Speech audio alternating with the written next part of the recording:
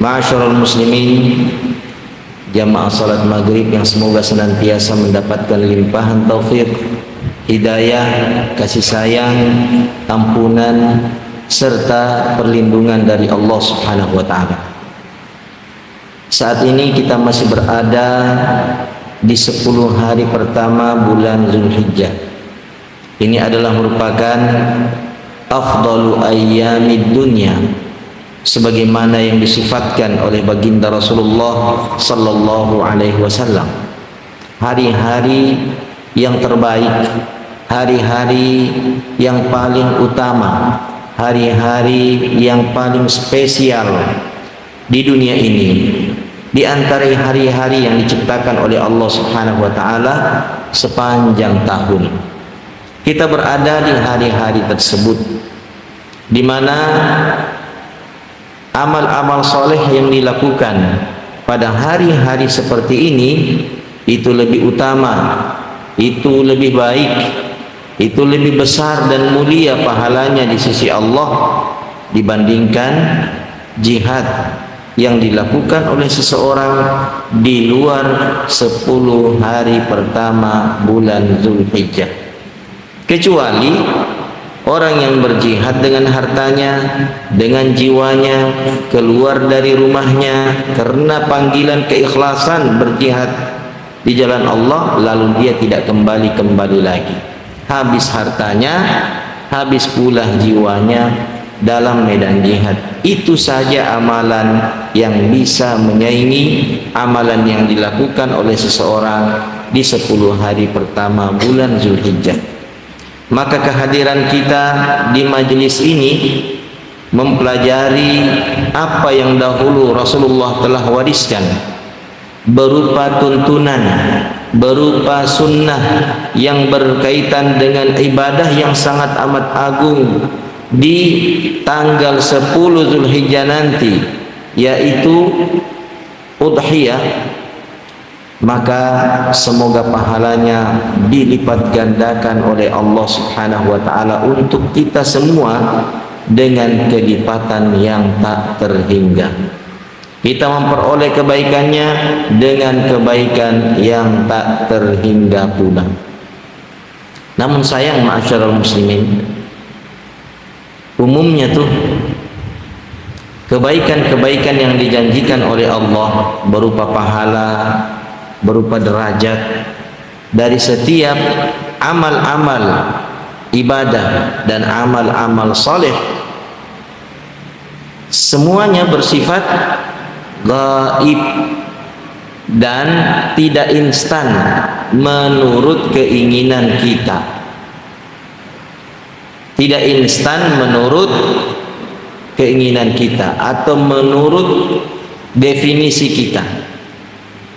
Tidak spontan dirasakan manisnya, tidak langsung digenggam rupa bentuknya, tidak bisa langsung dibelanjakan, dibawa ke pasar.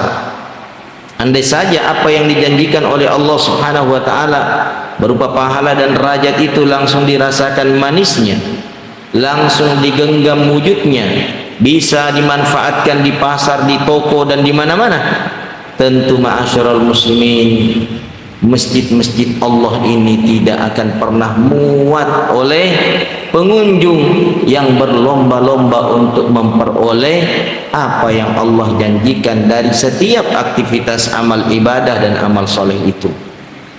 Tapi kan semuanya sifatnya gaib dan tidak spontan kita bawa pulang. Nanti di akhirat lah kalau kita pulang baru ketemu semuanya. Sementara hawa nafsu kita maunya yang kelihatan langsung, maunya yang instan. Tetapi imanlah ma'asyiral muslimin yang memotivasi seseorang untuk berlomba-lomba memperoleh apa yang dijanjikan oleh Allah itu, meskipun ia tidak langsung melihatnya dan merasakannya. Imanlah. Oleh karenanya ma'asyiral muslimin, semakin baik iman seseorang, maka semakin besar motivasi, dorongan, semangat yang ia rasakan di dalam hatinya untuk melakukan amal-amal soleh itu. meskipun ia tidak pernah mendapatkan rupiah di balik amal soleh itu. Setelah sholat dia nggak langsung dapat 100.000, 200.000, 300.000 dan seterusnya. Setiap baca Al-Quran, selesai baca Al-Quran, dia tidak mendapatkan 100.000, 200.000, 300.000. Tetapi orang-orang yang beriman terus melakukan aktivitas itu tanpa bosan, tanpa jenuh, tanpa lelah, karena ia tidak menanti rupiah di balik apa yang telah ia lakukan tersebut. Dia hanya menuntut, menanti dan mengharap keridhaan Allah Subhanahu wa taala yang kebaikannya abadi selamanya dan tak akan pernah habis. Ma'asyiral muslimin yang dirahmati Allah Subhanahu wa taala. Di dalam hadis Rasulullah sallallahu alaihi wasallam, Rasulullah mengatakan bahwasanya tidak ada amalan yang lebih dicintai oleh Allah Subhanahu wa taala yang dilakukan oleh anak Adam di hari An-Nahr, di hari penyembelihan, melebihi daripada irhaqud dam atau ihraqud dam. Ma min amalin ahabbu ila Allah amilahu ibnu Adam yauman nahri min ihraqid dam atau kama qala sallallahu alaihi wasallam. Tidak ada suatu amalan yang lebih dicintai oleh Allah dilakukan oleh anak Adam pada hari An-Nahr, pada hari penyembelihan tanggal 10 Zulhijjah, melebihi daripada mengalirkan darah, yaitu menyembelih hewan kurban.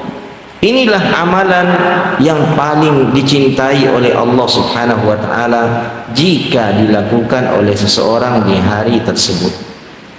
Oleh karenanya ma'asyiral muslimin, orang-orang beriman sejak masa yang lalu, di masa Rasulullah, tabi'in, atba'ut tabi'in dan selanjutnya, mereka berlomba-lomba untuk melakukan dan melaksanakan ibadah tersebut, yaitu berkurban. Bahkan ma'asyiral muslimin, sebahagian fuqaha memandang bahwasanya berkurban itu hukumnya wajib. Hukumnya wajib. Al-Imam Al-Auza'i diriwayatkan pula dari Imam Ahmad. Kemudian ini juga merupakan pendapat Syekhul Islam Ibnu Taimiyah. Lalu kalau ulama kontemporer, maka pendapat ini dikuatkan oleh Syekh Utsaimin rahimahumullahu taala jami'an, bahwasanya menyembelih hewan kurban itu hukumnya wajib bagi orang yang lapang, bagi orang yang mampu. Mereka berdasarkan pada hadis Rasulullah sallallahu alaihi wasallam, di mana Rasulullah bersabda, man wajada sa'atan falam yudahhi fala yaqrubanna musallana. Barang siapa yang memperoleh kelapangan sementara ia tidak berkurban, maka janganlah ia sama sekali mendekati tempat sholat kami. Ancaman keras ini ma'asyiral muslimin yang ditujukan kepada orang-orang yang mendapatkan kelapangan rezeki dari Allah, namun ia lebih mengutamakan dunianya daripada ibadah kurbannya, menunjukkan bahwasanya berkurban bagi orang-orang yang lapang ekonominya hukumnya wajib. Ini pendapat kedua. Dan pendapat pertama adalah pendapat jumhurul ulama yang mengatakan bahwasanya berkurban itu hukumnya sunnatun muakkadatun. Tapi jangan mentang-mentang ini sunnah lalu kemudian mengabaikan, meremehkan, memandang enteng. Lebih baik kita beli NMAX daripada berkurban. Jangan ma'asyiral muslimin, karena sunnah ini oleh jumhur ulama disifatkan dengan sifat penegasan, muakkadah, sunnah yang sangat amat ditegaskan. Artinya tidak layak, tidak pantas, tidak elok bagi orang-orang beriman memandang sepele sunnah ini. Sudah datang momennya tapi dia undur-undur. Ma'asyiral muslimin, seseorang yang mendapatkan momen kebaikan di dunia ini lalu dia undur karena merasa tak butuh atau belum butuh, ketahuilah bahwa momen yang telah pergi di dunia ini, telah berlalu di dunia ini sampai hari kiamat, dia tidak akan pernah kembali lagi.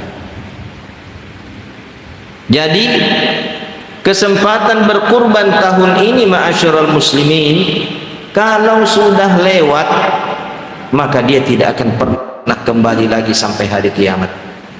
Dia akan kembali ke sisi Allah dengan catatan-catatan penting terkait dengan orang-orang yang memanfaatkan momen itu sebaiknya, memperjuangkan momen itu dan mengusahakannya.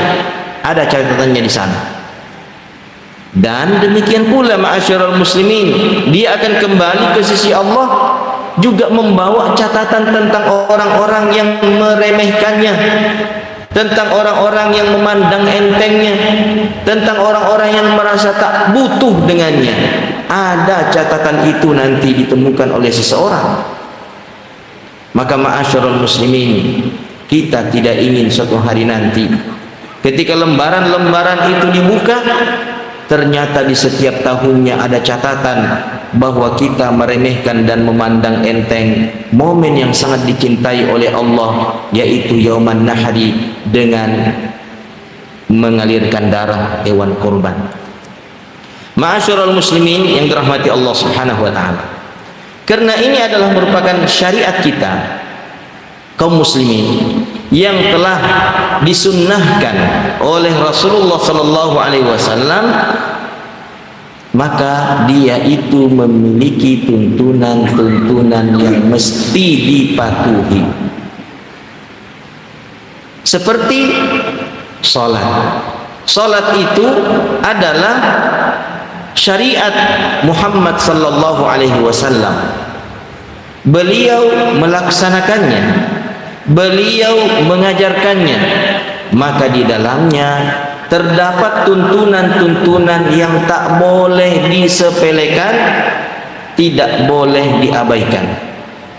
Kita mesti terikat dengan tuntunan-tuntunan itu, patuh dan taat melaksanakannya secara berurutan, sempurna dan lengkap.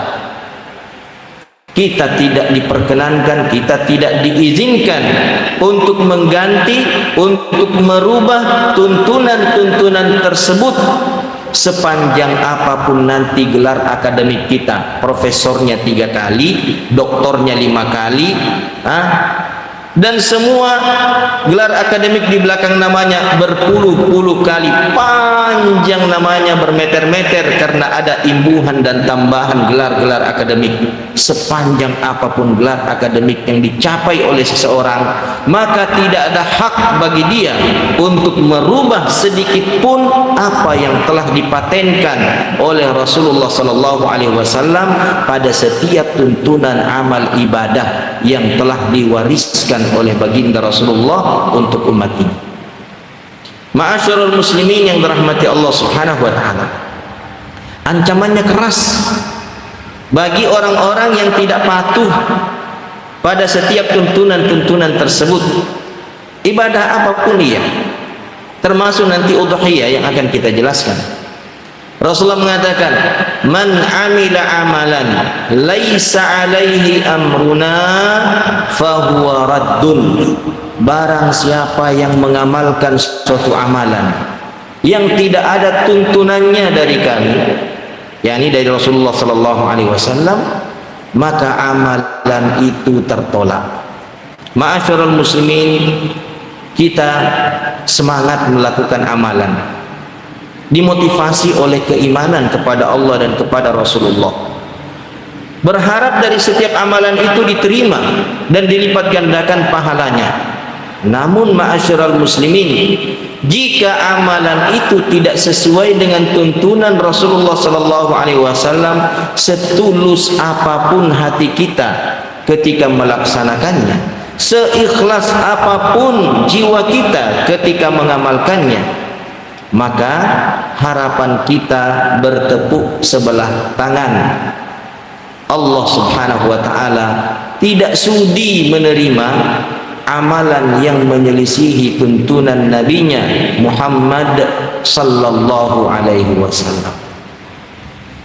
Kalaulah ma'asyiral muslimin, kalaulah setiap orang diberikan keleluasaan, setiap orang diizinkan untuk melakukan ritual ibadah dalam syariat ini seperti apa yang dia inginkan, seperti apa yang dia fikirkan, maka agama ini ma'asyiral muslimin akan berubah seperti berubahnya agama Nasrani, seperti berubahnya agama Yahudi.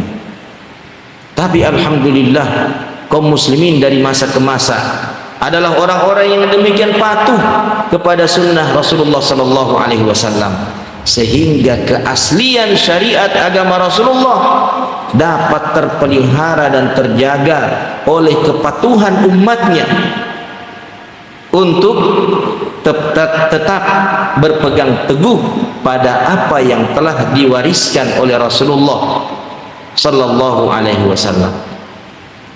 Memang ma'asyiral muslimin ada sekelompok orang, tapi alhamdulillah kalau dia belajar lagi, di awal-awalnya mungkin dia nekat merubah-rubah ma'asyiral muslimin. Awal-awalnya itu karena dia belum belajar, itu karena dia belum memahami. Tapi ketika dia telah sampai pada pengetahuan tentang perkara itu, keimanannya tentu akan mengantarkannya, kecintaannya kepada Rasulullah tentu akan mengantarkannya untuk patuh pada tuntunan sunnah Rasulullah sallallahu alaihi wasallam. Ma'asyiral muslimin yang dirahmati Allah subhanahu wa ta'ala, lantas apa tuntunan Rasulullah sallallahu alaihi wasallam di dalam pelaksanaan udhiyah itu? Kita tidak akan membahas di sini tentang definisi udhiyah. Kita juga tidak akan membahas lagi tentang perdebatan ulama tentang hukumnya, wajibkah dia, sunnah muakkadakah dia. Tidak. Kita sudah menyinggung di awal tadi. Kita akan langsung membahas syaratnya. Apa syarat daripada udhiyah atau hewan kurban yang mesti terpenuhi? Namanya syarat ma'asyiral muslimin. Artinya kalau gugur salah satu di antaranya, maka ibadah itu tidak sah. Yang pertama ma'asyiral muslimin, syarat yang pertama yang mesti diperhatikan, tak boleh diabaikan, khususnya kepada para pedagang hewan kurban. Para pedagangnya pertama ini. Nanti yang kedua para pemilihnya, yang memilih dagangan-dagangan hewan kurban yang sudah dipajang nih di sepanjang jalan. Kita lihat. Syarat pertama adalah bulughus sin, bahwa usianya sudah sampai untuk dijadikan kurban. Kalau tidak sampai usianya, maka dia tidak sah untuk menjadi hewan kurban. Terkadang ma'asyiral muslimin, seseorang kalau dia berdagang karena ingin mendapatkan keuntungan saja, maka dia pun menyediakan hewan-hewan untuk disediakan menjadi kurban, tapi tidak cukup usianya. Entah itu kambing, entah itu sapi. Di sini kan tidak ada onta, atau domba. Ya, di Indonesia ini kan cuma 3. Ya. Sapi, kambing, domba. Belum ada onta.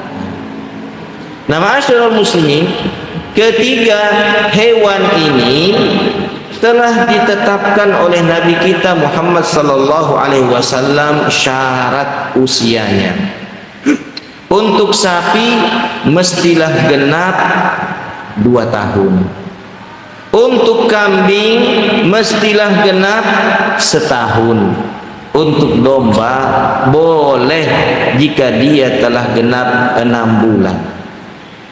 Kalau onta sebagai bentuk pengetahuan saja dia harus berusia 5 tahun. Tapi kan tidak ada onta. Sapi, ini banyak sapi nih. Mestilah ma'asyiral muslimin, sapi itu genap 2 tahun. Tidak genap 2 tahun, jangan sama sekali membelinya, memilihnya untuk menjadi hewan kurban. Sebab bulughus sin, cukupnya usia, itu menjadi syarat utama hewan itu layak, pantas dan sah untuk dijadikan hewan kurban yang akan disembelih pada tanggal 10 Zulhijjah nanti. Yang kedua, ma'asyiral muslimin, salamatuha minal uyub, bahwasanya hewan kurban pilihan itu haruslah selamat, haruslah bebas dari aib-aib, dari kekurangan-kekurangan yang dapat membuatnya tidak sah sebagai hewan kurban. Apa bentuk aib-aib itu ma'asyiral muslimin? Di dalam hadis yang sahih Rasulullah sallallahu alaihi wasallam bersabda, arba'un la yujazina fil adahi, ada 4 perkara yang tidak cukup atau tidak layak, tidak boleh terdapat pada hewan kurban.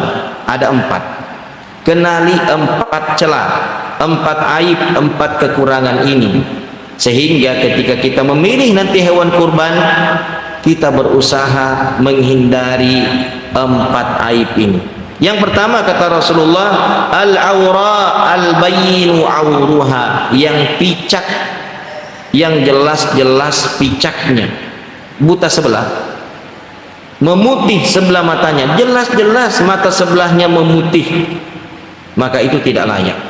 Apalagi yang buta total, apalagi yang tercungkil matanya, hilang biji matanya, yang memutih saja tidak layak. Kemudian al-maridatu al-bayyinu maraduha, yang sakit, yang jelas-jelas nampak sakitnya.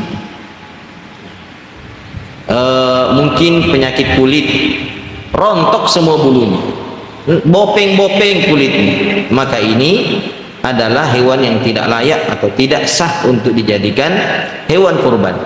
Wal arja al-bayyinu dhal'uha, yang pincang, yang jelas-jelas nampak kepincangannya. Kemudian al-ajfa allati la tunaqqa, yang terlalu kurus, yang tidak bisa diambil dagingnya. Nah, inilah dia 4 ma'asyiral muslimin, celah aib yang tidak boleh terdapat satu di antaranya pada hewan yang akan dipilih menjadi hewan kurban. Kalau begitu, sebaliknya ma'asyiral muslimin, yang sehat setelah cukup usia, ya, yang sehat, yang gemuk, yang bagus kulitnya, yang bagus bulunya, yang sempurna semua anggota tubuhnya, itulah hewan yang paling layak, paling pantas, paling ideal, dan paling istimewa untuk dijadikan hewan kurban. Dulu para sahabat, para tabi'in, ketika telah memilih hewan kurban untuk dijadikan kurban, maka mereka berusaha untuk menggemukkannya. Mereka berusaha untuk menggemukkannya.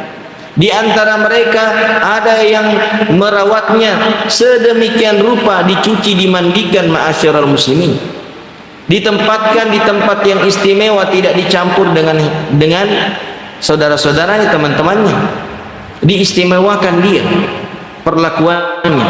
Mengapa?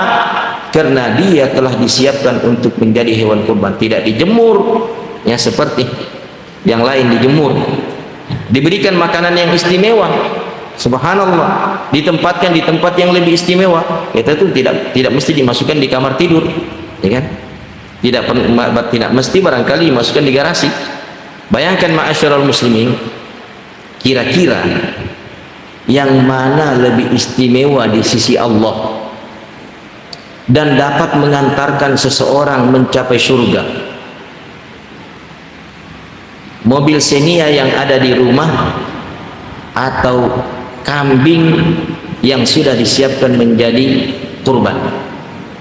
Kira-kira yang mana di antara kedua makhluk ini? Makhluk pertama bernama Xenia, keluaran terbaru. Makhluk kedua bernama kambing, yang lebih istimewa di sisi Allah, lalu cepat mengantarkan pemiliknya masuk ke dalam surga. Yang mana kira-kira? Xenia kira-kira.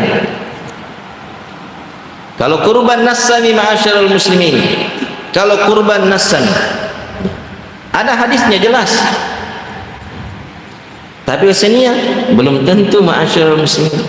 Kalaulah seseorang mengistimewakan tempat mobilnya, ada garasi khusus ma'asyiral muslimin, merawatnya sedemikian rupa, membersihkannya sedemikian rupa, mengganti olinya, pilih oli yang istimewa. Subhanallah, bensinnya juga yang istimewa.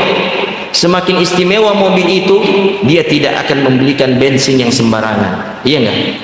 Bensinnya istimewa. Semakin istimewa mobil itu dalam pandangan dan penilaiannya, maka perlakuannya pun semakin istimewa. Kalaulah benda-benda seperti itu Anda bisa istimewakan, mengapa untuk ibadah Anda yang Anda akan persembahkan untuk Allah Subhanahu wa ta'ala, Anda tidak perlakukan istimewa? Tentu ma'asyiral muslimin, kurban itu mestilah diperlakukan istimewa, karena dia akan dipersembahkan untuk Allah Subhanahu wa ta'ala. Umpamanya begini ma'asyiral muslimin, ini para jomblo ya. Dia akan mempersembahkan mahar, hadiah untuk kekasihnya yang sangat amat ia cintai dan telah lama ia nanti. Kira-kira di dalam memilih apa yang dia persembahkan itu sembarangan enggak? Tentu tidak sembarangan ma'asyiral muslimin. Dia akan memilih yang sangat amat istimewa. Lalu apakah ia akan memperlakukan benda hadiah yang akan ia persembahkan kepada seseorang yang sangat ia cintai itu sembarangan, sembrono? Tentu tidak.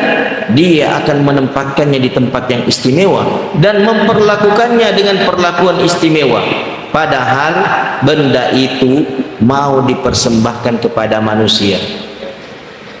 Ini kambing ma'asyiral muslimin akan dipersembahkan untuk Allah,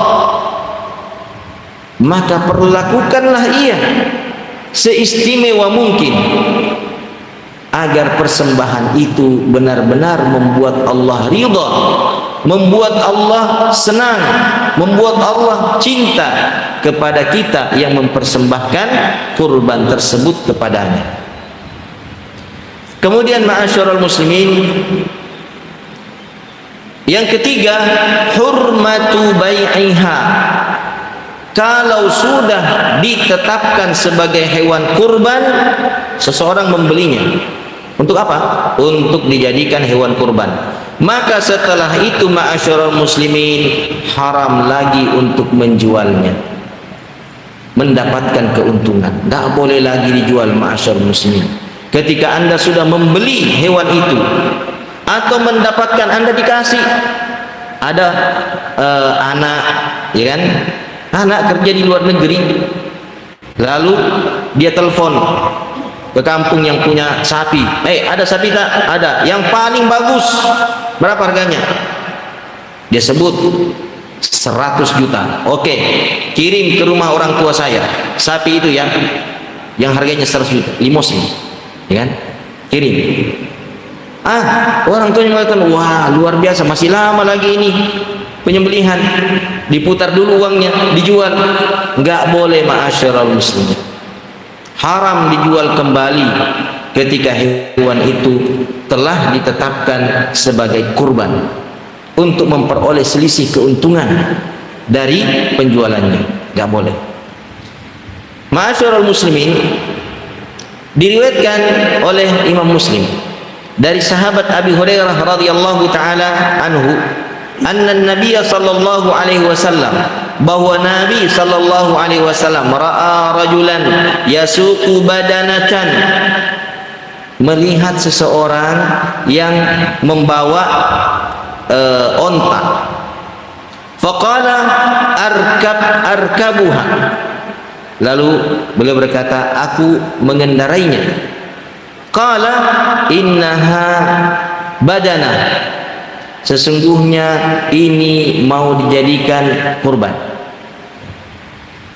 Faqala arkabuha as-saniyata aw fi salisah, lalu dia mengatakan, saya akan mengendarainya, saya akan sampai 3 kali, tetapi tetap dipertahankan untuk tidak dikendarai karena telah disiapkan untuk menjadi hewan kurban. Jadi ma'asyiral muslimin yang dirahmati Allah Subhanahu wa taala, hewan yang sudah disiapkan untuk menjadi hewan kurban itu tidak bisa disewakan. Kalau dia sapi dipakai apa biasanya? Ya, dipakai apakah? Menyeret sesuatu atau membawa sesuatu, lalu mendapatkan sewa dari apa yang dilakukan oleh sapi tersebut, itu sudah tidak boleh dilakukan lagi. Kemudian yang keempat, syarat yang keempat, zabhuha fi waqtiha, menyembelih hewan kurban itu tepat pada waktunya yang telah ditetapkan oleh baginda Rasulullah sallallahu alaihi wasallam. Nabi kita Muhammad sallallahu alaihi wasallam bersabda, ayyamun nahri yaumul adha wa salasatu ayyamin ba'dahu, hari penyembelihan itu kata Rasulullah adalah hari Idul Adha dan 3 hari setelahnya. Lantas di hari Idul Adha tersebut, tanggal 10 Zulhijjah, jam berapa ma'asyiral muslimin? Kapan waktunya dimulai penyembelihan? Mulai penyembelihan ketika telah selesai melaksanakan salat Idul Adha. Ketika imam telah selesai melaksanakan salat Idul Adha, barulah waktu pelaksanaan penyembelihan itu dimulai. Artinya ma'asyiral muslimin, jika seseorang tergesa-gesa menyembelih hewan kurbannya sebelum imam menyelesaikan salat Idul Adha, maka kurbannya tidak sah. Rasulullah sallallahu alaihi wasallam bersabda, barang siapa yang menyembelih hewan kurbannya setelah usai melaksanakan salat Idul Adha, maka itu adalah kurban yang diterima di sisi Allah Subhanahu wa taala. Dan siapa yang menyembelih hewan kurbannya sebelum melaksanakan salat Idul Adha atau sebelum imam selesai melaksanakan Idul Adha, maka hendaklah dia mengganti hewan kurban yang lainnya yang dia sembelih setelah pelaksanaan salat Idul Adha. Maka menjadi syarat ma'asyiral muslimin bahwasanya kurban itu harus disembelih sesuai dengan waktu yang telah ditetapkan oleh baginda Rasulullah sallallahu alaihi wasallam, yaitu tanggal 10 Zulhijjah, itu hari pertama. Pada saat imam telah selesai melaksanakan salat Idul Adha, kira-kira jam berapa? Oleh karenanya khusus salat Idul Adha ma'asyiral muslimin itu dianjurkan untuk disegerakan pelaksanaannya. Salat Idul Adha ma'asyiral muslimin dianjurkan untuk disegerakan pelaksanaannya agar kaum muslimin di hari itu yang telah berniat kurban dapat segera memotong hewan kurbannya. Mengapa harus disegerakan? karena mereka ma'asyarul muslimin semenjak hari pertama 1 Zulhijjah masuk ma'asyarul muslimin sudah tidak boleh potong kuku, panjang kuku jadinya. Sudah tidak boleh cukur dan rapikan kumis, kumis jadi panjang jadinya. Sudah tidak boleh cukuran, panjang rambutnya. Maka harus disegerakan penyembelihan hewan kurban agar orang-orang yang tertahan memotong kuku, merapikan kumis, mencukur rambut dan yang lainnya itu bisa segera menunaikan hal tersebut, mendapatkan kebutuhan hajatnya, memotong kuku, bercukur dan merapikan kumisnya. Karena ia tidak boleh melakukannya sebelum ia selesai menyembelih hewan kurbannya. Dia tidak mengatakan, kan kurbannya tetangga sudah dipotong, temanku juga sudah memotong, kalau begitu saya boleh bercukur. Tidak. Ukurannya bukan kurban tetangga, ukurannya bukan kurban kaum muslimin yang lainnya, tetapi ukurannya adalah kurban Anda sendiri. Kemudian ma'asyiral muslimin, bagaimana cara penyembelihannya? Nabi kita Muhammad sallallahu alaihi wasallam mengatakan bahwasanya jika kalian menyembelih maka hendaklah kalian membuat nyaman sembelihan kalian dan hendaklah kalian menajamkan pisau atau parang sembelihan kalian. Wal yurih dzabihatahu, membuat nyaman sembelihan itu adalah merupakan tuntunan Nabi kita Muhammad sallallahu alaihi wasallam. Jadi ketika dia dibaringkan untuk disembelih, baringkanlah dengan cara dan metode yang paling nyaman buat dia. Kadang kita lihat ma'asyiral muslimin sudah diikat pula keempat-empat kakinya, dimasukkan lagi kayu di antaranya, dibanting sedemikian rupa, diinjak kayunya. Betapa perih sesungguhnya ia rasakan itu. Sakit itu ma'asyiral muslimin. Coba kalau kita diikat kaki kita, baru dimasukkan batang besar di antara kaki kita, dan kemudian diputar itu batang itu baru diinjak oleh orang, bagaimana menderitanya kita. Sesungguhnya hewan kurban itu menderita dengan perlakuan seperti itu ma'asyiral muslimin.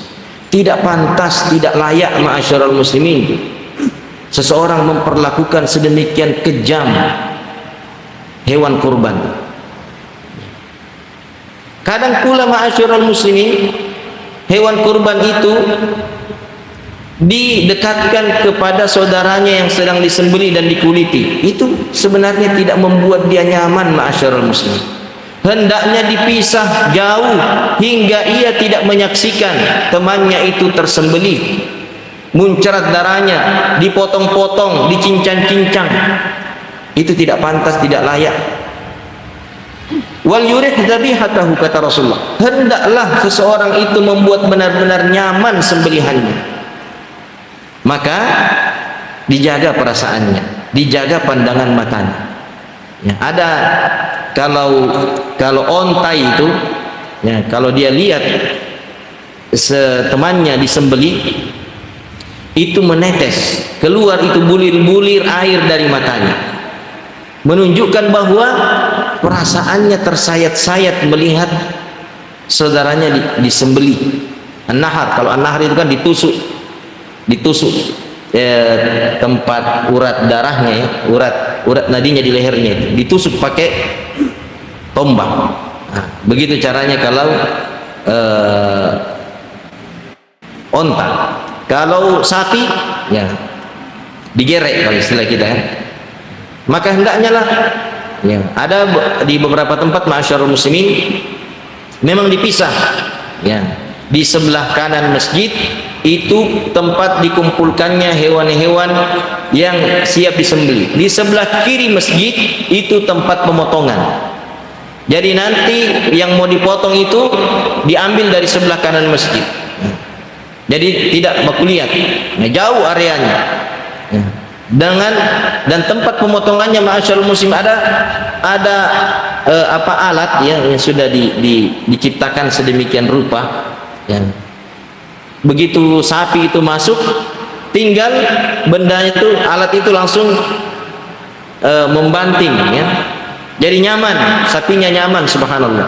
Seandainya ya, masjid-masjid yang senantiasa menggelar ya, mungkin sekarang masjid ya, yang menggelar penyembelihan kurban bisa membeli alat seperti itu, tentu itu lebih baik ma'asyiral muslimin dibandingkan sapi-sapi itu dibanting rame-rame, diikat sedemikian rupa, diganjal, subhanallah ya.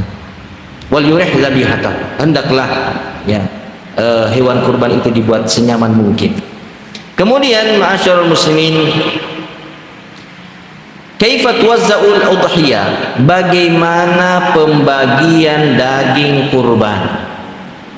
Atau sebelumnya ma'asyiral muslimin, pada saat penyembelihan.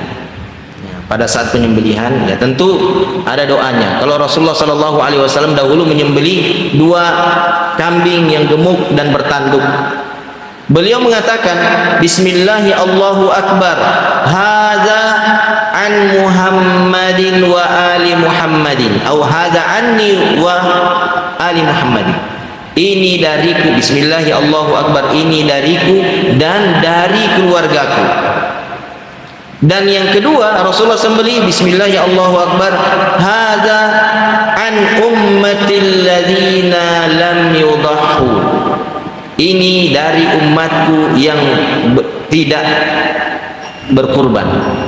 Jadi siapapun di antara kita ini karena tidak memiliki kemampuan berkurban, tidak berkurban, maka dia sudah mendapatkan pahala kurban dari kurbannya Rasulullah sallallahu alaihi wasallam pada kabsyah yang kedua yang disembelih oleh Rasulullah.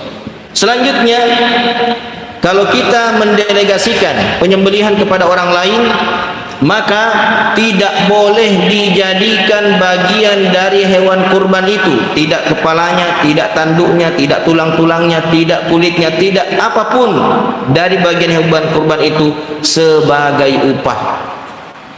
Karena menjadikannya upah berarti itu transaksi jual beli. Itu transaksi jual beli, sementara kurban tidak boleh masuk dalamnya transaksi jual beli. Semuanya itu untuk Allah Subhanahu wa taala sebagai kurban. Tidak ada bagian transaksi jual beli di dalamnya. Dan itulah yang dipesankan oleh Rasulullah sallallahu alaihi wasallam kepada Ali bin Abi Thalib ketika beliau memerintahkan Ali untuk menyembelih kurban Rasulullah. Maka Rasulullah melarang Ali bin Abi Thalib untuk menjadikan bagian tertentu dari hewan kurban itu sebagai upah. Lalu beliau ditanya, dari mana upahnya? Beliau mengatakan, kami memberikannya dari diri kami sendiri, dari kantong kami sendiri. Berarti upah penjagalan, upah pengulitan, upah pemotongan dan pencincangan itu diambil dari kantong kita sendiri, bukan dari bahagian hewan kurban tersebut. Tidak ada perjanjian upah, baik kulit, tanduk dan seterusnya. Kemudian dibagi berapa ma'asyiral muslimin setelah dicincang-cincang, dibagi-bagi? Dibagi sepertiga, sepertiga, sepertiga. Dibagi 3. Sepertiga untuk dimakan di rumah, sepertiga untuk dibagikan kepada fakir miskin, sepertiga dijadikan sebagai hadiah. Kalau hadiah berarti tetangga kaya kita bisa dapat, namanya hadiah. Tapi kalau sedekah maka itu hanya untuk orang-orang miskin. Maka sepertiga sebagai hadiah, penghibur bagi teman-teman akrab kita, boleh. Kita punya teman akrab ma'asyarul muslim, bahkan bagi orang-orang kafir yang kita harapkan dia akan senang, bahagia, terhibur hatinya dan kepingin masuk Islam, boleh ma'asyarul muslimin. Sebahagian daripada hewan kurban itu sepertiganya, sepertiga lainnya itu diberikan kepada orang-orang yang mau dilembutkan hatinya untuk menerima Islam sebagai agamanya. Demikian ma'asyarul muslimin yang dirahmati Allah Subhanahu wa taala. Masih ada beberapa hukum-hukum terkait dengan penyembelihan hewan kurban, namun kita dibatasi oleh waktu. Barangkali waktu Isya telah masuk, maka insyaallah mungkin pada pengajian yang lain, ustadz yang lain di tempat ini yang bisa menyempurnakan penjelasan tersebut. Kita sempurnakan dan kita tutup dengan doa kafaratul majlis. Subhanakallahumma wa bihamdika asyhadu an la ilaha illa anta astaghfiruka wa atubu ilaika. Wassalamualaikum warahmatullahi wabarakatuh.